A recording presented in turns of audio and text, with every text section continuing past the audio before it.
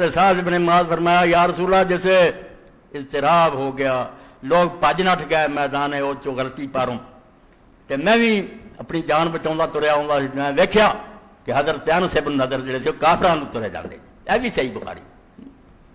میں آخیا انس لوگ تو ایسے اپنی جاناں بچا رہے، حالات ایسے پیدا ہو گئے غلطی نہ ہر کوئی فکر کر رہا۔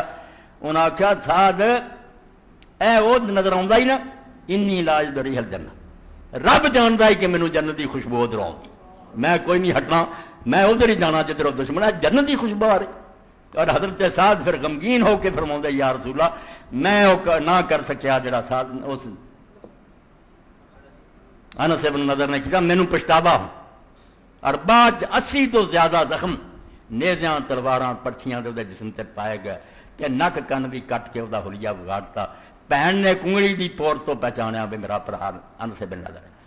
تے حضرت انس فرماؤندے سی، یہ سارے کہندے ہوندے سی بے قرآن پاک دی آیت جڑی سورہ عذاب چ من المؤمنین رجال صدقوا ما عهد اللہ علیہ، اللہ نے آکھا کچھ میرے بندے ایسے ہیں جڑے سچ کر کے وہ کھا گئے جڑا وعدہ رب نے انہوں نے کیتا۔ فرماؤندے سی یہ یقین کرتے سی بے انس بن نضر ورگیاں نہیں اترے۔